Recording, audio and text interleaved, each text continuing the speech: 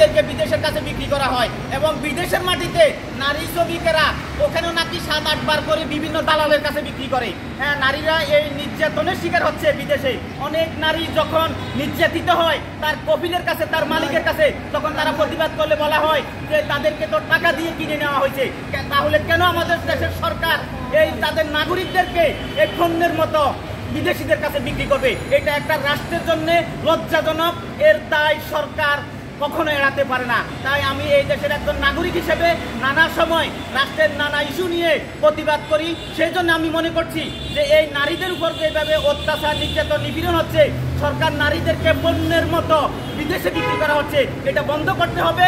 আর যদি সরকার নারীদেরকে বিদেশে পাঠাতে হয় তাহলে তাদেরকে টাকার বিনিময় না, তারা তাদের শ্রম বিক্রি করবে, শ্রমের বিনিময়ে তারা টাকা উপার্জন করবে। তাদেরকে কেন বিদেশের কাছে 2.5 লক্ষ 3 লক্ষ টাকা বিক্রি করতে হবে?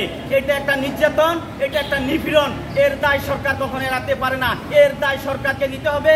সরকার যদি নাগরিকদেরকে বিদেশে পাঠায় তাহলে এদের সম্মান রক্ষা করতে হবে, এদের নিরাপত্তা নিশ্চিত সরকারকে করতে হবে। আপনারা জানেন যে এখনো আজকেও আপনারা দেখছেন যে 30,000 মালয়েশিয়াগামী শ্রমিক ভাইয়েরা হাহাকার করতেছে এয়ারপোর্টে, তাদেরকে বিদেশ পাঠাতে পারতেছে না। এর দায় সরকারের, এর ব্যর্থতা সরকারের। কারণ তারা 6-7 লক্ষ টাকা ট্রাভেল এজেন্সির কাছে দিয়ে মাসের পর মাস, বছরের পর উঠতেছে। সরকার বলছে তাদেরকে পাঠাবে। 25-30,000 টাকা বিমানের ভাড়া, বিমান বাংলাদেশ এখন 1,20,000 টাকা নিচ্ছে, তারপরেও তাদেরকে বিদেশ দিতে পারতেছে না। আজকে 31 তারিখ এর মেয়াদ শেষ হয়ে যাবে। তাহলে আমাদের এই 30 লক্ষ শ্রমিকের কি হবে?